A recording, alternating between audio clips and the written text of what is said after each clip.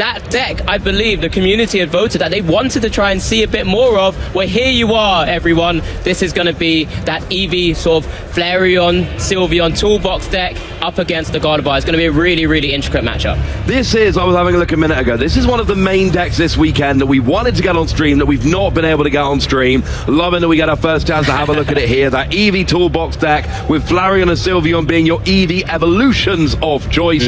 So we're going to have Filippo against Nicolo here, and we're going to hopefully have a fun little game between a deck we've seen a bunch already and a deck we have yet to take a sneak peek at on the stream. Yeah, Filippo with that deck, he's going to be utilizing the support Pokemon we've already seen before in terms of utilizing Fan Rotom, and then a Hoot Hoots and a Noctowls, because it all is Terra Pokemon. We do get a glimpse of those prizes now. Again, you can see one of those Noctowls. You do have the Drifloon, I should say, in Nicolo's side, which can be very useful to try and take big KOs. This is winning in. This is 501 players on Swiss round 7, and Filippo will be kicking us off here, starting the game up against Nicolo's Gardevoird. Absolutely. So we got the Filippo here starting off with Eevee. We're using Buddy Poffin to go and search out a couple of Pokemon. And then this is very much a toolbox deck. So one of the things you want in the early game here, you want your Flareon. We love Flareon because Burning Charge does 130, but searches for 2 basic energy and attaches them to one of your Pokemon. That is your engine for getting set up in the early game. But we've also got Terrapagos,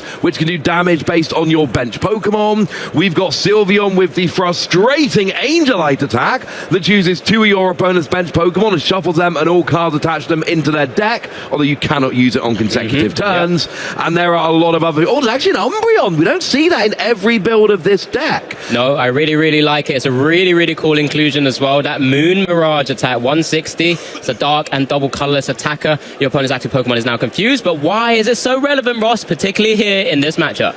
Well, if you double 160, it actually turns into 320, and that is, would you believe it, exactly what you need to do to KO Gardevoird. They've got 310, so you round up to 320. This is the magic number, but I believe they've actually got the energy here. Am I being silly? Do we have the energy for Onyx? I haven't double checked. What is the energy? Just to kind of remind us. It's Lightning, Psychic, and Darkness. We got all 3 of those. So that means you can actually use that second attack on Umbreon, which says discard all energy from this Pokemon, take a prize. If you've got 1 prize left to take, and you are not in the mood for KOing anything, don't. Yeah, as we do kind of just have a quick glimpse of Filippo's turn as well. You know, kind of bring it back to the game. Those are some of the game plans that we're going to likely see from Filippo. We will remind you, as we look to the prizes, that 1 Dark Energy Filippo is playing is currently prized. Boo. But let's just see how the rest of this game plan comes out here, as we do see a fan call for 3 colorless Pokemon with 100 HP or lower. It is an Eevee, that's Pidgey, and a Noctowl. Does already have a Hoot Hoot available as well. Does already have a Terra Pokemon in the active spot, so can be pretty happy with this setup here, I think. And this is a very toolboxy deck. The Pidgeot is a 1-0-1 line, so you're only playing, and there's a 1 rare candy in the deck, but of course, when you're playing Noctowl, which searches out 2 trainers when you evolve into it, you can do greedy things like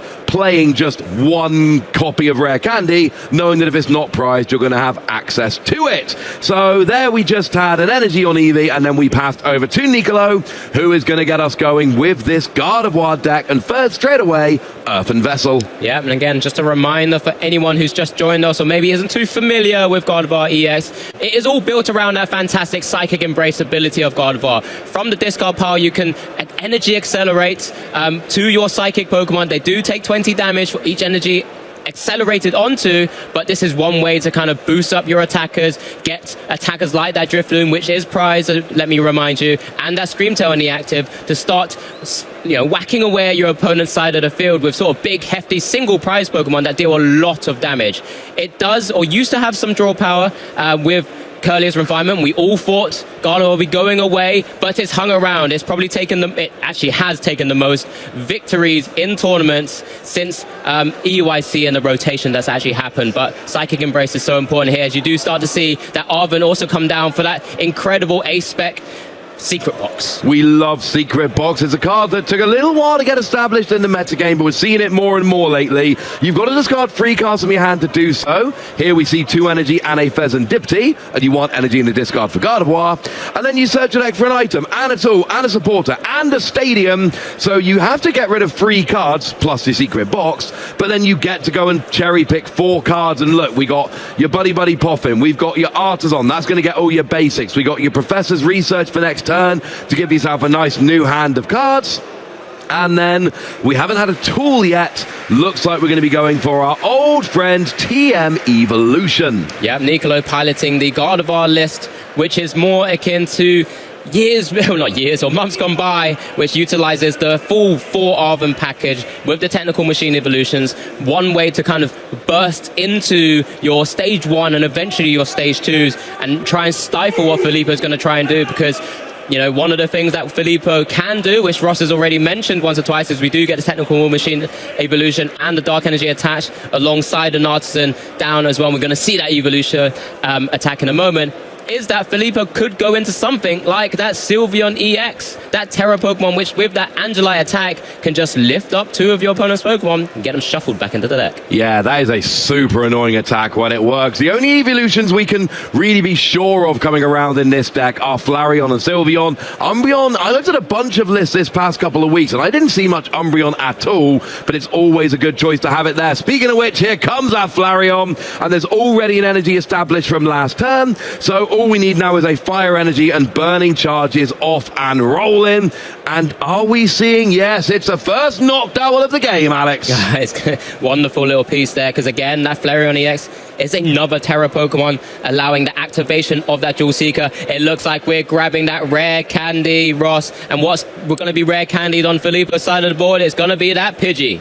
Yeah, Pidgeot into Pidgeot is just a redonkulous play here, which, I mean, yeah, it's a phenomenal play. We absolutely love it. We saw Serrano there. Lets you search your deck for free Pokemon EX. First, we're going to get Pidgeot. That's going to... Oh, there is a Serrano coming down. Yep, and that Pidgeot is going to allow you to basically get the card you want every turn. Now, we have gone straight for the Umbreon. Remember, the only darkness energy is prized.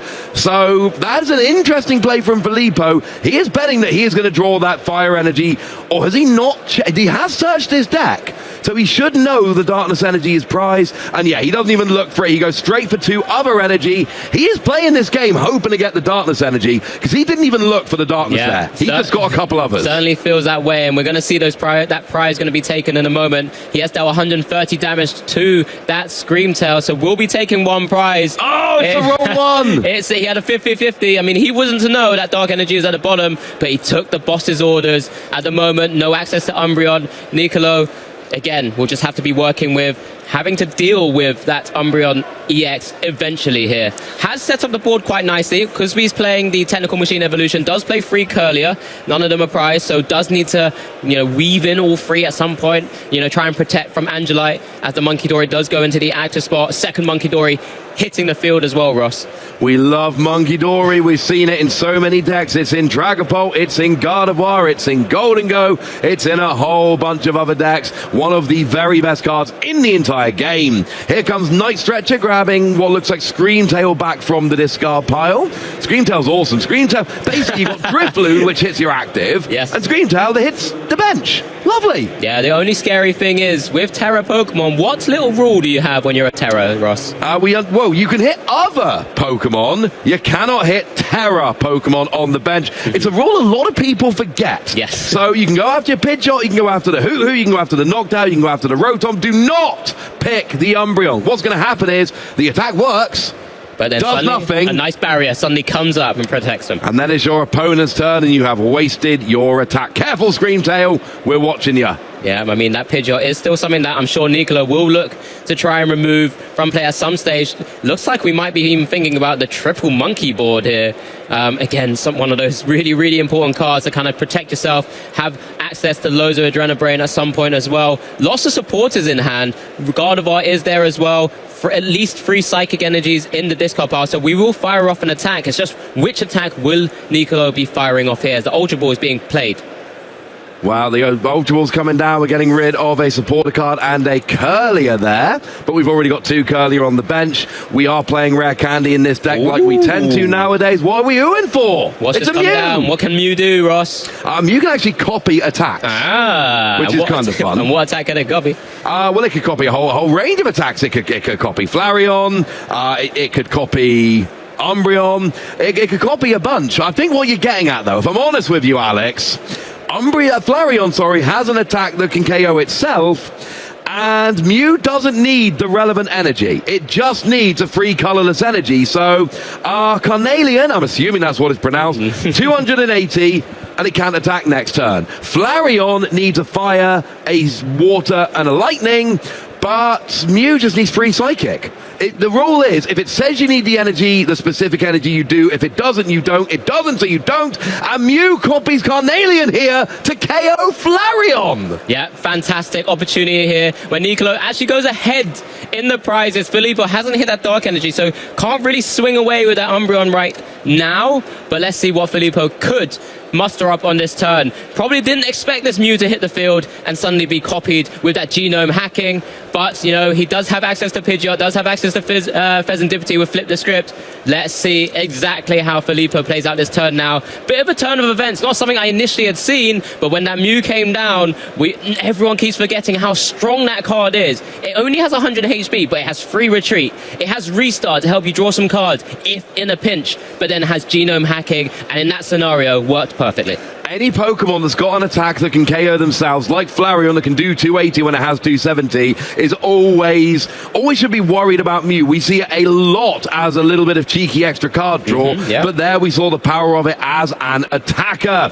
Don't forget, you can also use it to copy Flareon to just nick a prize if you need to towards the end. Umbreon. Yeah, Flareon. I meant Umbreon. Yeah, you definitely meant Umbreon, because Umbreon's, I mean, it's something that we're both having to learn a little bit more with that Onyx attack as well. So if in a pinch that Umbreon maybe has taken a knockout on a Gardevoird and you only need 1 prize left and you still have the Mew ready at some point, maybe that's one way to win the game. But yeah, like I said, Filippo's going to be doing his best to try that. But we have forgotten one key aspect of Filippo's deck, that Sparkling Crystal, Ross. It's a fantastic ace spec, but what does it do? When attached to a Terra Pokemon, it uses an attack with 1 less energy cost. And the crucial thing about this is it is any energy that it reduces. So you put it on the Flareon, I see the Umbreon as an example, and it can be the darkness energy. So that darkness energy, which is currently prized and unavailable, you can replace it with Sparkling Crystal. We also saw Area 0 Underdepths there. That allows another Hoot to be established. So we've seen 2 knocked out already. 3rd ready to go next turn. We do see it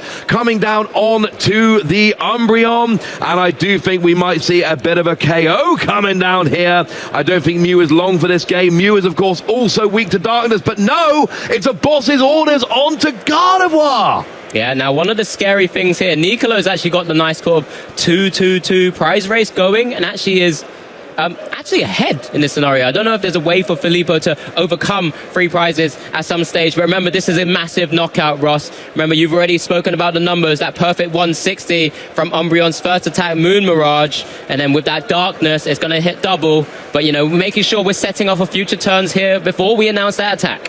Yeah, you need to make sure you're as sorted as possible for future turns. We do see a Terrapagos coming down with an energy. That's good. That means you can attach a second and attack next turn. There comes a KO on the Gardevoird with the Umbreon, and that is why the Umbreon is played here. It's why Filippo was so willing to go and set it up, even with Darkness Energy prize, but did finally go and get that Darkness and a Night Stretcher out of the prizes just for good measure. Yeah, and when you have Pidgeot EX on your board, when you're able to cherry pick any card you like with that quick search ability, Filippo wasn't worried at all, was he? But it's back on Nicolo here. Does have that Mew back in the active spot. What attack could be copied here? Maybe even try and target down that Terrapagos. That's another easy 2-prizer if you get your bench. Actually, you can't get your bench big enough. I do apologize, because it's just your bench that you need to be thinking about.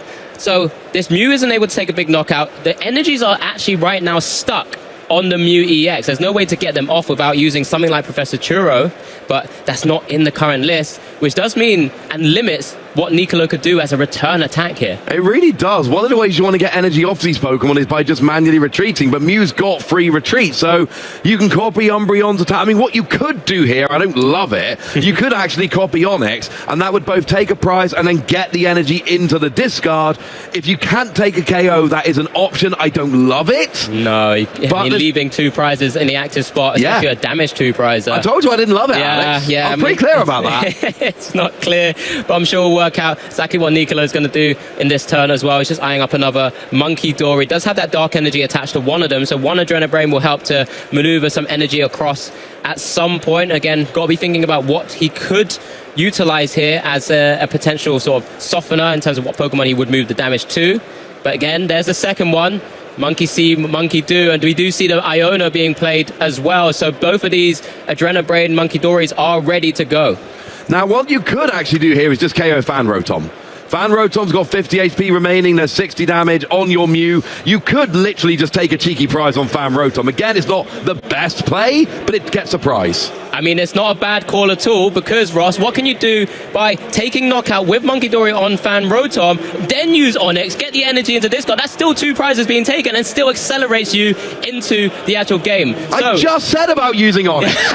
And now we do like it. Okay, we like it again now. Nice. I like it. And here's the thing, right? When you're trying to trade, and it is Onyx, it was exactly like we suggested. This gets the energy in the discard, it takes a prize. It's not a traditional way to take 2 prizes, but it doesn't actually matter. Nicolo's goal that turn was, I want 2 prizes. It doesn't matter how I get them. And it looks like we're actually... We saw a look at Screamtail there. We're packing up. Let's just get confirmation. It looks like Screamtail might have been the deciding factor in that game. Filippo just showed Screamtail and went, look, I've got Screamtail. And now they're packing up, ready for game 2. I think both players kind of knew the actual scenario. The back and forth, what would happen is, because Filippo would have to actually try and work out what that game plan would be. We'll get confirmation exactly what's Filippo's happened won game 1 there, yeah. And it was the Screamtail, essentially. It was just, look, my Screamtail is going to hit your bench, and that is going to be enough for me to win the game. That would be on Nicolo's side. That would be on Nicolo's side. So we will get confirmation.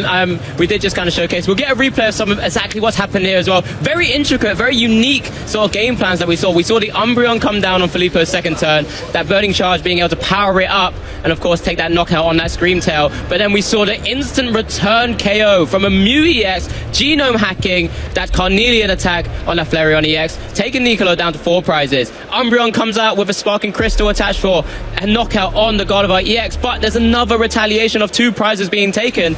And this is where we get the scenario here, where with the Monkey Dories taking out a Fan Rotom, the Onyx attack, and I think we're just kind of double checking. Oh, and here we go. It was Briar. So right at the end there, we use Pidgeot to search for Briar. Briar, of course, goes and gets you an extra prize, and that was what made the difference and gave Filippo that game 1 win. So apologies there. That Briar thrown down right at the end. It was a special illustration, rare artwork that threw me on the Briar. So that is how Filippo got to the end of game 1. And I'll tell you what, I am very impressed by Filippo's play that game. He had it under control. Yeah, and it was at such a good pace as well. I mean, when you're kind of going through the decks, you know all your pieces, didn't have to worry too much about that dark energy. You know, that Umbreon really pulled its weight just by being a threat on the board, but then still being a Terra Pokémon to utilize for that Briar attack, and then really easily taking 3 prizes with an attack announcement that turn. It's really just kind of, I mean, I'm taken aback by the sort of plays that we've seen so far. It's such an interesting back and forth. I mean, we saw some weird plays in that game, you know, having the Mew copying the Carnelian, and then seeing the double Monkey Dory Onyx, which I called him, just saying. The things like that, these are very unusual plays, but actually, even with all of those fun plays coming from Nicolo's side of the board, it wasn't enough. Filippo's deck in the end was too strong, and being able to utilize that Briar, what do we see from prizes here? 2 Professor, 2 research. Oh, and the only Umbreon. That was so big last game. Yeah, we're kicking things off. Filippo is starting this game 2 here, having taken game 1 with that fantastic Briar play. Does have Pidgey in the active spot. Hoo comes down. The rest of the hand is not looking too great. Not really a supporter there or anything else to kind of get other Pokemon. It looks like it's just a pass over with this board state. No Eevees to be seen. Over to Nicolo. What can you do here? Well, I'm pulling out a Buddy Poffin. Okay, I'm going to say something potentially controversial here, Alex. It's always controversial. Umbreon is such a huge card in this matchup. it's prized. If there's a game 3, you're going to be able to have your choice of going first or second. If you're going to draw terribly, this is not a bad game to draw terribly. You've not got access to your Umbreon. You're going to get your choice of going first or second in game 3. It's not the end of the world if Filippo drops this game if they can get a good setup in game 3. You would ideally not like to do that. You want to win game 2. But with Umbreon prized, if you're not drawing well, we could see a quick game 2 here. But that does put Filippo in the driver's seat for game 3. We're not there yet, but that is what I'm thinking right now. With Umbreon prized, with that bad start, it's already looking pretty bad for Filippo. Yeah, absolutely. It's one of those things you're going to have to just kind of, as if you're Filippo, just watch and see what Nicolo does. You know, often Nicolo might have to play an Iono, right? Yes. That just happens, and then your hand is fixed, and then your board state is fixed again, and you can at least continue the game until the point where you can grab the Umbreon out of the prizes at some point and then be fine with it. As we do see now, it's just an energy attachment. There's actually not much else going on. It's just going to be a slap for 30.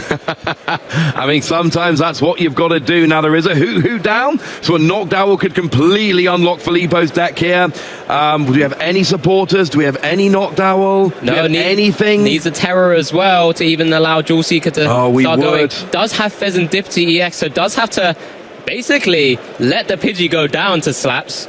As an option. It's just a pass back over. You know, Nicolo's going to be looking at that and thinking, well, definitely no Ionos anymore, and I get double Curlier, nothing to worry about. There's Ultra Ball. Maybe this is a turn where Nicolo could go into something, maybe just to draw some more cards, maybe Ultra Balls and get some Mew to draw, because he's only got one card in hand now, and then can restart and actually just feel pretty comfortable, maybe taking this game as slow as possible. We've got Mew coming out. Mew, of course, did great against the Flareon and with the Onyx attack last game as well. So Mew coming down nice and early is not a surprise. We've got double Curlier already established. Filippo's hand is pretty terrible. There's just a bunch of cards which are not doing anything right now. And they've got Counter Catcher and Energy and Boss's Orders. We do now see the slap KO with your Screamtail. Now, we draw for turn. It's a Fan Rotom. It's pointless because it's not the first turn of the game. So now we play Pheasant Dipty. We flip the script. We draw 3 cards. It's an Iono, an Energy, and an item card of some description. Looks like a Nest Ball. It was a Nest Ball, you're right. There you go. So can play this turn out now, but when you don't get that Fan Rotom on your first turn using Fan Call, it's really, really tricky to get this board going. But let's just see exactly how it's going to pan out here. That Eevee is being picked up from the Nest Ball, but you know, there's still quite some way to go before you can really get this board state in the best position possible. You want to get an Energy on the Eevee this turn so you can at least start using Flareon next turn if you want to. So Energy on the Eevee here is quite big, but well, that doesn't really depend which energy it is. Flareon can have any energy in addition to the fire. So getting energy down, there's actually a fire in hand as well. So there's the energy onto Eevee, and now I think it's literally just Counter Catcher actually onto Curlier to make things a bit more awkward for your opponent. We Night Stretcher to go and get a Pidgey, hoping to evolve that next turn. And then it is Iono and cross yo fingers. Yeah, this is going to be a big turn. Let's just see how well Filippo could draw this. Remember, there's a bit over half the amount of time currently remaining in the Swiss round 7. So if we go back to your point, Ross, about maybe there's a world where you just, maybe give up this game and then go into game 3 and just feel a bit better yourself with a bit better setup. That's a possibility. So he's just double checking what's available to himself now. There is energy. Yeah, and here we go. I did say this a couple turns ago, right at the beginning. Go to game 3. We've all done it. We've all been in this situation. Nicolo wins game 2. We're at 1-0. And basically what happened there was Filippo just said, this game is not working. My Umbreon is prized. My start is terrible. Let's go to game 3. You've got plenty of time. You get the choice of going first or second. You're in the best possible position when you've got plenty of time and you get that choice. So here we see the replay of game 2 for what it was. We see the prizes coming down with the Umbreon being prized. That was huge. We see double Curlier coming down, and then we see a slap from that Screamtail taking out the Pidgey. That gave Filippo essentially one turn to try and have a ridiculous turn. That's what it would have taken. We flipped the script. We drew 3 cards. We did get a supporter card. We did get a Nest Ball, and we got an Eevee, we got an energy attached to it, but in the end there was nothing. Even post Iono, there was just nothing in that hand. So Filippo goes, you know what, let's go to game 3. We've all done that in game 2 in the past. Yeah, absolutely. I mean, and Filippo recognizing that Iono didn't come down from Nicolo's side. He did have a chance to, with that flip the script, to try and get back into it, as you kind of said, but why waste time when knowing your easy way to take a big knockout on a Gardevoird EX is currently prized? You've already searched your deck and it's not there. So we'll go to game 3, and you know, odds and the variances may be likely to give himself a chance to have a better game plan into Nicolo's Gardevoird EX.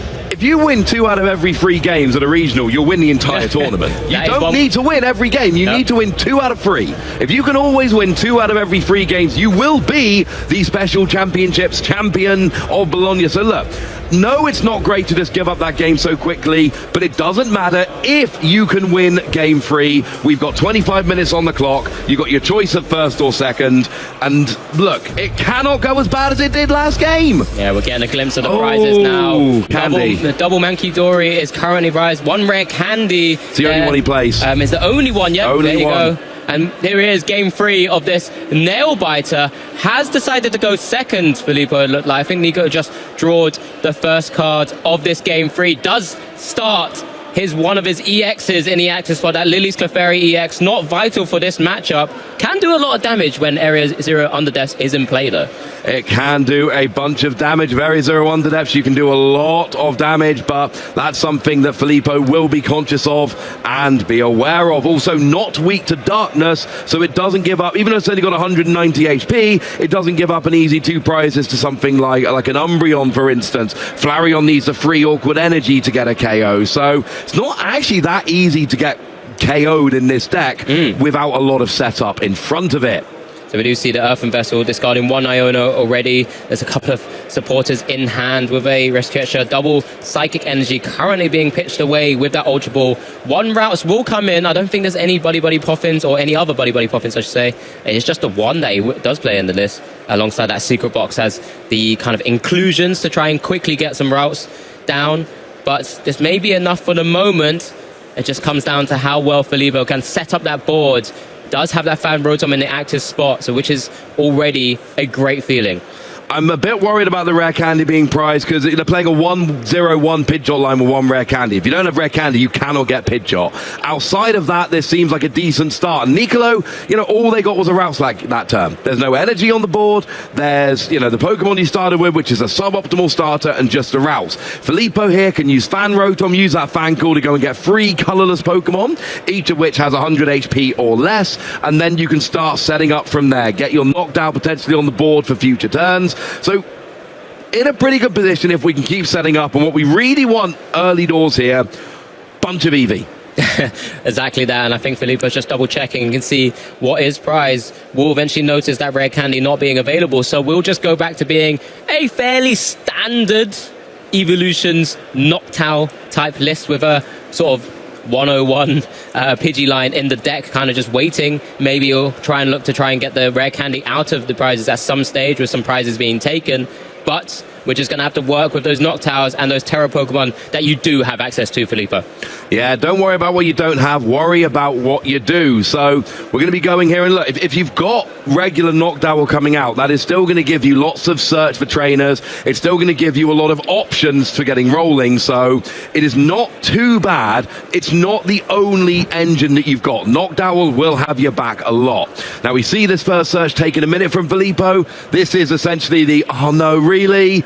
Confirming that it's gone, because you don't really want to waste one of your searches on a Pidgey if you don't know if it's ever going to evolve, especially because Pidgey doesn't have that much HP. It's sitting there at 60, which means double Munkidori, easy KO. You don't want to leave something on the bench, which is a really easy target for Munkidori to KO, if you don't know if you're ever going to be able to evolve it. Yeah, absolutely. As we do see, just kind of that choice. Probably pretty tough. I mean, like you said, you're going to have to flood the board with Eevees at some stage. Does have the Hoo-Hoos already in hand, so has access to just kind of cherry pick what he really wants, to be honest. And then it's just making sure you can get access to a Terra Pokemon as well, as that other Eevee is being eyed up there. And again, just so many options. It's one of the great things of playing the sort of Noctowl engine with the Jewel Seeker.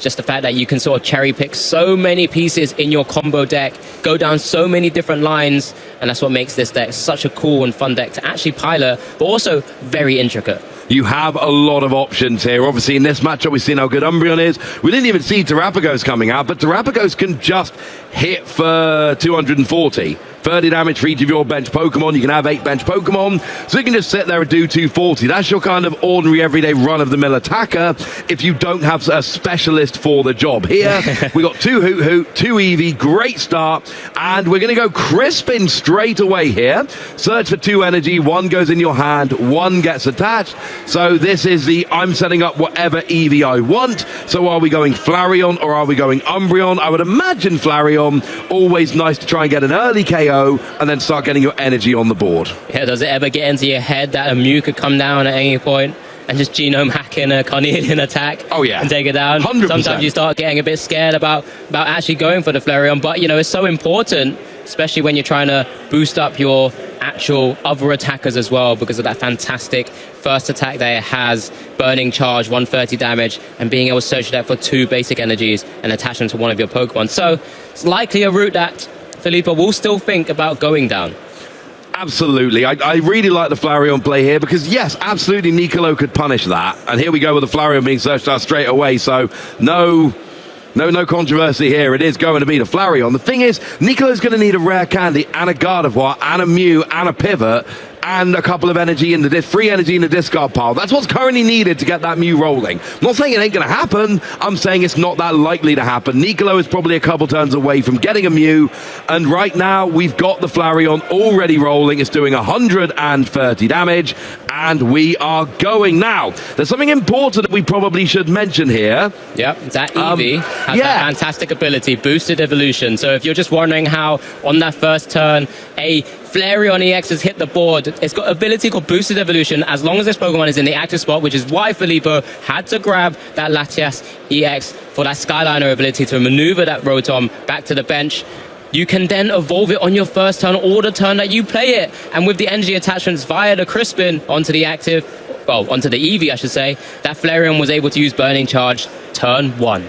50 HP Eevee is a little bit worrying in a lot of matchups, but the idea of being able to use boosted evolution, you're only going to probably play 1 in the deck, but you only need to play 1 in the deck. You're going to search it out with your fan Rotom on your first turn, and then you can get it into the active using something like a Latias, and all of a sudden, oh look, I've got turn 1 Flareon hitting for 130, and now you are really putting Nicolo under a lot of pressure here, because that Liga Fairy can't stay in the active. You've got to pivot it out of the active, but if you're going for TM Evolution when your opponent's already attacking, that is generally a bad sign. Yeah, we do grab also that secret box. 3 cards are required to be discarded, and then you get to grab 4 cards itself. 1 stadium, 1 tool, 1 item, and 1 supporter for the turn. Already played the Oven, as we kind of just mentioned there, secret box, pitching away one of those technical machine evolutions alongside Night Stretcher and an Iono. Just grabbing an Artisan there, grabbing an Earthen Vessel, maybe just getting a number of those setup pieces here. It's looking like it's a bit more troubling in comparison to previous turns. Does have that second copy of Technical Machine Evolution ready to go as well, though. Always nice. You want to be getting your evolution going. It is an evolution deck. The thing that worries me about Nicolo here is that everything's just taking a little bit longer. Well, Filippo had that fantastic turn 1 going second, getting a Flareon already rolling. Nicolo's sitting there. We've only got 1 route for the moment. Need to try and get some more basics down. Then you're going to need to use TM Evolution as your attack for the turn to start getting some evolutions rolling. And then maybe next turn you have a Gardevoird, by which point Filippo's going to be in a much better position. What are we seeing, Alex? There is a rare candy in hand, so alongside this Artisan being played by Nicolo right now, that Screamtail is hitting the field, does have rare candy ready to go with Gardevoird after that Ultra Ball pitching away those 2 psychic energies, so can go into Gardevoird this turn, but it's just the 1 route in the board, and he's already seen one of his Gardevoirds go down to an Umbreon. Is there a world where we're in a real bit of trouble here? Psychic Embrace to the active to retreat. Do we have free energy in the discard? Because Screamtail could do 60 and KO that Eevee on the board, on the bench, which already has energy attached to it. No, we don't even need to. That's going to be enough. Now we get that Eevee with the energy on. Great play there from Nicolo with that Screamtail. Does 20 damage to one of your opponent's Pokemon for each damage counter on it. 4 damage counters, 80 damage. And that Eevee was about to become an Umbreon. And now it's not going to become an Umbreon anymore. And here's the thing. If you bench more Eevee without taking care of the Screamtail, that's going to keep happening. So you need to now use Umbreon to KO the Screamtail. But that's given Nicolo a nice bit of breathing room. Yeah, sorry, that Flareon in the Axe Spot could power up another Eevee at some stage. We do see a Noctowl come down now, Dual Seeker live. There's that pesky Umbreon actually at the front of the deck, or the bottom of the deck, I should say, at the moment. But it looks like he's just eyeing up this Area 0 under depths. Yep. Again, building out that board state. Nest Ball as well. We'll need to get another Eevee, and just kind of just confirming to Filippo, Nicolo just saying that I've got 2 cards I'm working with. I believe you should know one of them, because one of those should have been the Professor's Research or future turns as well. But, you know, still decisions to be made here. Pretty big, important ones for Filippo. Plenty of time in this game. Free if you are just joining us. Filippo took game 1 with an impressive Briar play with the Umbreon EX, that Terra Umbreon EX.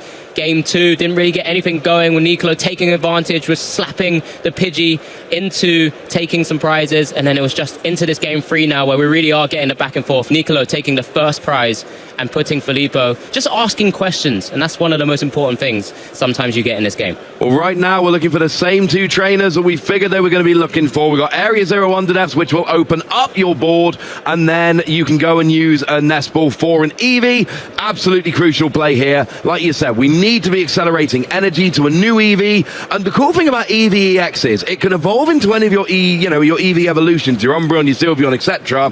But it's got a lot more HP than a regular Eevee, so like a Screamtail play isn't going to work, and it's a boss's orders onto Lily's Clefairy. That's why this Eevee EX is so good. A regular Eevee, you have to take out the Screamtail to avoid the Eevee going down. But with Eevee EX having had so much more HP, you can afford to KO Lily's Clefairy, saying, Screamtail, you have not got what it takes to KO this Eevee EX, so I get to take 2 prizes off of Lily's Clefairy. Yeah, so now Filippo will be ahead in the prize race. Nicolo will have access to his 1 counter catcher, if that's an option, because remember, that Eevee EX on the bench is also a Terra Pokemon, and as long as this is on your bench, prevent all damage done to this Pokemon by attacks, and that's exactly what the Screamtail usually feasts on and starts screaming into the ears of different Pokemon. But Nicolo, what can you do here? Still has to decide which Pokemon to promote. Wants to maybe utilize some of the damage counters on the Gardevoird there. Draws his card, does have the supporters in hand to already start playing the game. Ultra Ball, not a useful pickup. Double Professor's Research, 7 cards here for Nicolo. We'll need quite a few pieces to be working with. Yeah, once again, the Mew from last game. Mew would be quite good right now. Mew would be able to copy and go and get the KO on that Flareon, exactly like we saw back in game 1. There isn't a great option for Screamtail here. You could take out the Hoot Hoot, which of course would stop potential Noctowl plays coming down. But that's about the only thing that's going to be really useful there. It's an option if you can't get anything else rolling. What you really want to do now is start taking out some of these Eevees, and that's... we haven't got it on the board yet. No, it's not simple at all.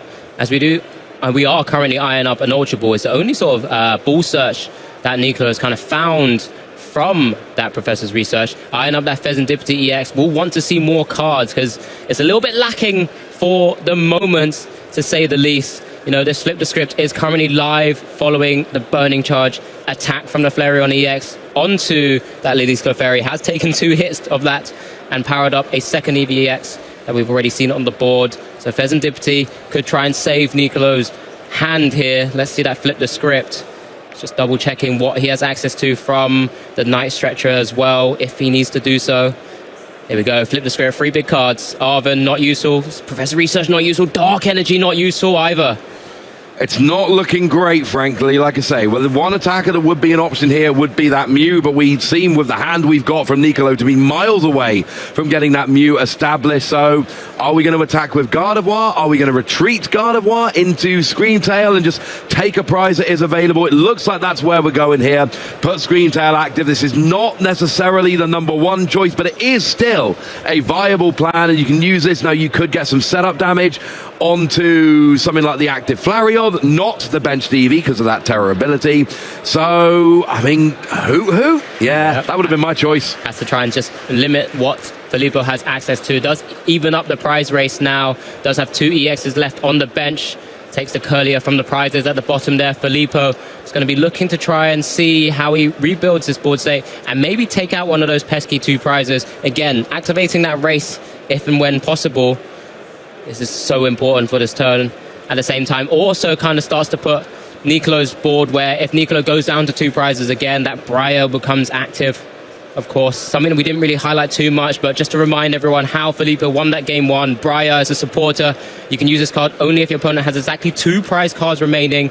During this turn, your opponent's active Pokemon, if your opponent's active Pokemon is knocked out by damage from an attack used by your Terra Pokemon, you take 1 additional prize card. That's how you get from 3 to 0 when your opponent is sitting at 2. It doesn't come up in every game, but when it does come up, like we saw in game 1, absolutely huge there, making sure you can take 3 prizes. And it's an interesting one because it kind of means you can afford to occasionally take a single prize, but it looks like we're actually getting ready here for a Sylveon. Now, that Angelite attack, it's one we normally go for here.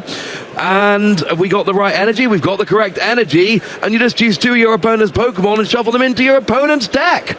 Alongside an Iono as well for some disruption from Filippo here. Looks like there's going to be a massive swing turn. Can Nicolo find a way out of this when something as devastating as an Angelite might be coming down onto his board right now?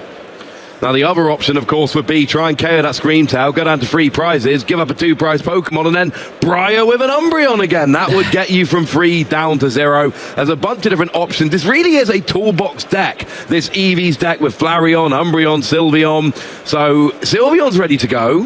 Flareon is ready to go, only with the first attack, mind you. And no, we are retreating into Sylveon. It could use Magical Charm, but I think it's going to be the Angelite here. Is there any way we can force a Screamtail to the bench and leave them with just a Pheasantipity? That would be fun. I mean, it's definitely an option. That Pheasantipity won't be able to be active or live to utilize that energy, and the energy would also go back in the deck, but it's just going to be the double EXs going to be shuffled back into the deck. Nicolo only has 1 rare candy utilized for that Gardevoird already. Angelite basically saying, well, let's see how you work with this. I'm going to leave you with just that Screamtail. I like this. I would prefer to leave just with a Pheasantipity, but I understand that wasn't an option. I want to put the energy back in the deck and make it awkward for my opponent. But here, I kind of love this. You force your opponent, bearing in mind they've been Ionoed. There is a scenario where no other bench Pokemon come out and you can just KO the Screamtail and win the game. But I think I saw at least an Arven in hand, so I don't think we're there this game. Yeah, I mean, we mustn't forget with Angelite, we know how devastating it is. You can only use it once, and then you can't use it on the following turn, so you have to kind of wait an additional turn to use it, but you can start swinging away with Magical Charm or another attacker. But it is 2 of your opponent's bench Pokemon, as we do see the Artisan coming down now as well. Decisions for Filippo here. He can't really give up one of his other Hoo-Hoos. Maybe has to give up that Pidgey. I'd give up here. the Pidgey. Yeah, I think that's probably the easiest choice, because you know a Hoo's not going to be targeted, and if you leave Pidgey, well, it's going to eventually be targeted, because right now you don't have access to it. There it is. There's Pidgey. After being slapped away in game 2, it's been it's been Artisan the way this turn. I've taken a couple prizes. If I draw the rare candy, yay, brilliant, I've got a Pidgeot. At this point, I'm thinking, look, I gave it a go. I took a couple prizes. I didn't get my rare candy. I'm just going to assume Pidgeot's done for the game. Let's keep the Hoo-Hoo that can actually do something. Although, I think there's a very good chance one of those Hoo-Hoo is not going to be there when Filippo starts his next turn. The really scary thing for Nicolo is simply that he doesn't have access to maybe something like that Technical Machine Evolution, because I think he's pitched one away already, right? And then we do have the double routes here. You know, Filippo could take a turn and take a knockout on something like this Screamtail, or even a Rouse if he does have access to something like a Boss's Orders. And then next turn, even Nicolo starts trying to get closer to a Gardevoird, Angelite away once again. Now, I really like that they're going Screamtail here, and here's the thing. If I'm thinking for Filippo, I don't know how many rare candy my opponent's playing, but I know that there's a chance they're only playing 1, which is actually the case here. I know even if they are playing more than 1, there's a decent chance they don't find it. So I used Angelite, I got rid of a couple of Pokemon. I take out the Screamtail this turn, and if my opponent's got a couple of Curlier, then I'm just going to Angelite all over again. And essentially, if my opponent doesn't get a rare candy, they are not getting a Gardevoird. So I'm going to play on the assumption that they're not getting a rare candy, because looking at Gardevoird lists recently, that's not an unfair assumption to make. Yeah, one of those things now. We're starting to really tick down the timer of this game as well. We're in game 3. There's just over 5 minutes, 5 minutes 30 seconds to be exact as we're talking now, and ticking. That does mean there's both of these players are on the clock to try and win this game to put themselves into a 6-0-1 berth. Remember, at 5-0-1, they're basically both locked in for day 2. They're just going to want to try and improve that position to try and get as close as possible to the top cut in tomorrow's continuation of this game. As we do see the Mew EX come down now onto the board with a Bravery Charm. We've got a Brave Mew EX on the board now with a Dark Energy. There's a restart for free cards as well. So we're still drawing, we're still going. That's 3 supporters hit there. Yeah, I'm not worried if I'm Filippo. I'm like, look, mate, you don't have a Gardevoird. And absolute minimum next turn. I don't think you're even getting it next turn. So, sure, manually attached to your Mew. Go for it. You need 3 manual attachments before you get rolling. Screamtail will take a KO here, presumably on one of the Hoo-Hoo. There we go. That is the KO. But once his Screamtail goes down, and the other thing is, let's not forget the other text of Magical Charm there from Sylveon. 160 during your opponent's next turn. Attacks used by the defending Pokemon do 100 less damage. Oh, you're KOing it. It's kind of irrelevant. Never mind. But you're still getting a KO here. And I'm seeing nothing on Nicolo's board that's threatening a return KO right now. I mean, you don't know the opponent's list, I guess, if he does suddenly have a second Rare Candy, but we know. Oh, absolutely. We're lucky that we know that he doesn't. But if Rare Candy comes down again, that Drifloon is a bit of a threat because it can take a big knockout. Okay, you're right. Drifloon I'm slightly worried about. And it also would be super annoying because that would then put Nicolo down to 1 prize remaining, not 2, which then goes out of Briar range. So, Drifloon, we know it's not a threat. Yes. But Filippo here has to play on the assumption that it might be a threat. And essentially, that's it. Drifloon is how Nicolo can go and try and win this game. And you're playing around that a little bit. Outside of that, you're kind of feeling all right about this. I would like to work towards an Umbreon, I'll be honest. I want to get an Umbreon going if at all possible, because I don't think they've used their Sparkling Crystal yet. No, we haven't seen it on this turn. We do see a Crispin after that Artisan for that Fan Rotom now. Remember, 2 basic energies into from the deck. First one to hand, second one, if there is a second one, gets attached to one of your Pokemon, has targeted a Water and a Fire going to the Flareon EX, a Water attachment, let's say, going to the Fan Rotom, can swing away with a single Prizer and take a knockout on something like that active Screamtail. So then that way, just leaving an active Pokemon that's a single Prizer, nothing to worry about for the moment, but still applying enough pressure. There's a switch into the Fan Rotom, a fantastic attack as well. There is a stadium gameplay, which is always key because otherwise that attack does nothing. But here we go, Fan Rotom is going to be assault landing this Screamtail, it looks like. And it's just going to be putting himself down to 3 prizes, matching what Nicolo is. But let's make sure the rest of the turn goes as planned as well. We want to make sure he doesn't make any mistakes here, because it's really, really important to make sure, you don't just give up. There it is, assault landing, Screamtail down to 3. Nicolo, on you to respond. If you went to a Stellar Crown pre-release, you will be very familiar with Assault Landing. Fan Rotom was everywhere, and that was an absolutely phenomenal attack to take a lot of prizes early doors. There you had the KO on the Screamtail while getting a 2-prize Pokemon out of play. And the other thing is, if Mew's going to copy now, it's copying, and you will get the KO on Fan Rotom, 70 KO 70, but you are not worried if Mew's going to all of that effort. I'm going to keep referring to it. Time is running short. Yeah, it is. There's 1 minute 40, 1 minute 39, 38, and counting remaining in this match. Both players at 3 prizes remaining. There will be further 3 turns once time is called. Nicolo has to protect that board from a further Angelite turn, but that doesn't actually put forward Filippo's opportunity to take prizes either. So Filippo probably has to start swinging away and taking prizes himself. Another one of those things you need to start thinking about, because Angelite, despite putting your opponent on a back foot, doesn't actually progress yourself. Does not progress yourself. What we need here is 3 prizes. You take 3 prizes if you're Filippo, you go ahead and win the game. If neither player meets a win condition, your opponent runs out of cards in deck and tries to draw at the start of their turn, your opponent runs out of Pokemon, or you take 6 prizes. If no one meets one of those win conditions, the game ends in a tie. And then that's just it. There's no winner. It is just a tie and nothing else happens. Yep, so there we go. Professor's research from Nicolo there.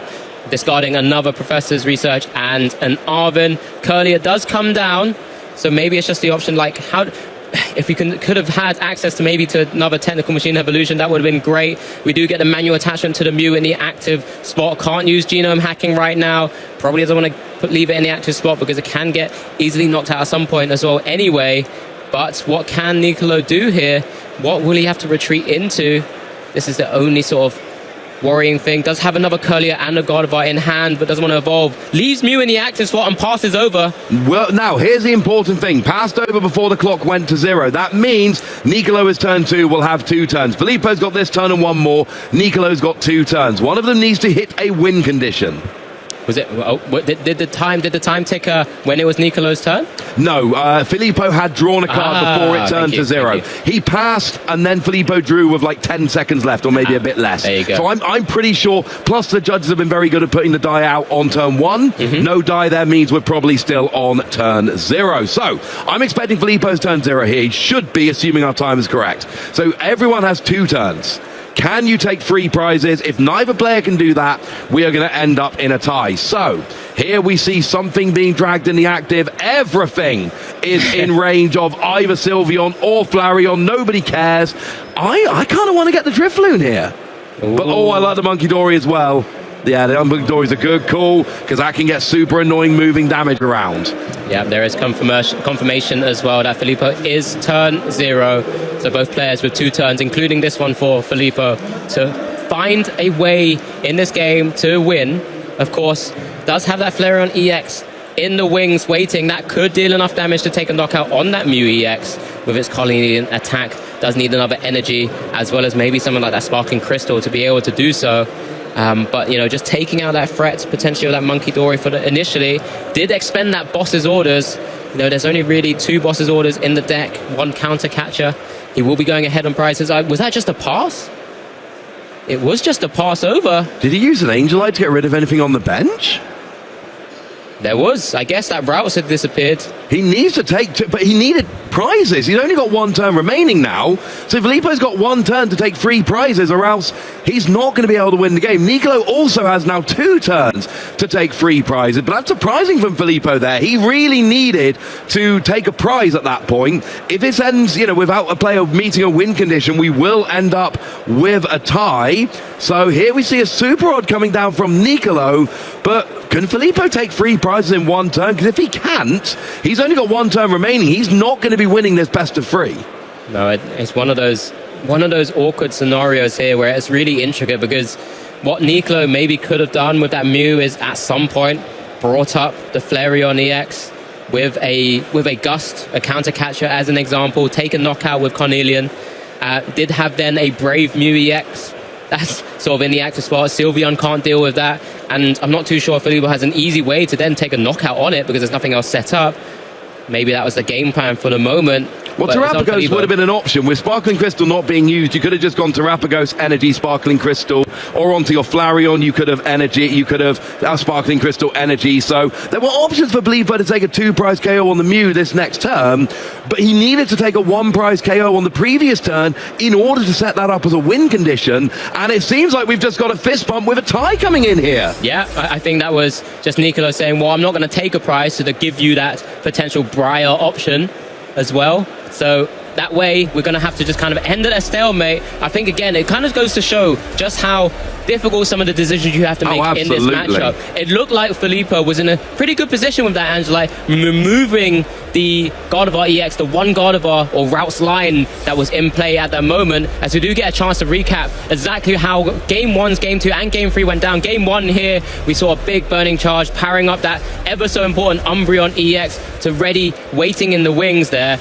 and that was kind of more than enough to kind of say, well, my board is set up, and the boss's orders onto that Gardevoird EX, that fantastic Umbreon EX that we keep mentioning, the Moon Mirage, perfect numbers, takes a knockout because of weakness, and then it was just there. From that moment, Nicolo can only do so much, taking 2 further prizes, but that Briar at availability for Filippo just meant he'd be able to take 3 prizes on 1 turn, because Nicolo was down to 2 after that double knockout there.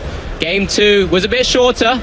That Umbreon was in the prizes, Ross. The Umbreon was in the prizes, and that was something which gave me pause before straight away. But then we saw Filippo start, and he just had very little going on. We got double Curlier established from Nicolo. We saw a double slap from Screamtail taking out the Pidgey. And then Filippo, he had a bit of a go. He took a turn. He used Pleasantipty. He used Flip the Script to draw an extra 3 cards, one of which was an INO. So we did get an Eevee down with an energy. We played an INO, but post INO, the hand was still unworkable. And Filippo Filippo said, nah, you know what, let's go to game 3. And in game 3, we saw Nicolo having a pretty fast start and using that screen tail to take some early prizes. Yeah, so especially taking down that Eevee that had energies powered up from that Flareon EX. Again, but this is where that Angelite came in, and this is that Serendipity and the Gardevoird EX being shuffled back into the deck, leaving Nicolo with just the board of that Screamtail. Was able to rebuild the board pretty well there and start taking some hoo-hoos down. We had a retaliation from the fan Rotom as well with Assault landing. So we're really going back and forth with single prizes.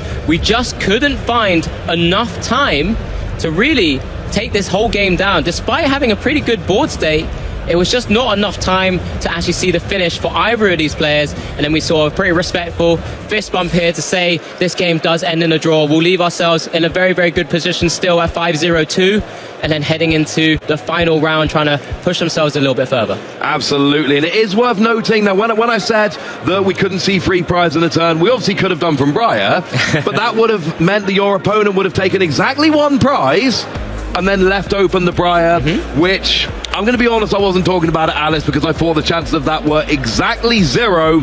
I don't think you could really rely on your opponent leaving 2 prizes remaining. So unfortunately, no result there. And it was looking so good in game 1. Game 1 looked so good. Yeah, I mean, that's one of those things, right? I've been on the side of the Gardevoird, playing up against this sort of Evolutions Toolbox before. I didn't really quite work out the full matchup, but I've been told that it's actually still in Gardevoird's favor, despite Angelite just being that really annoying attack. But with the inclusion of the Umbreon EX, we saw how kind of, as Ross mentioned, how smooth it can be in terms of that matchup if you're able to power up the right sort of EVs, keep them sort of around long enough.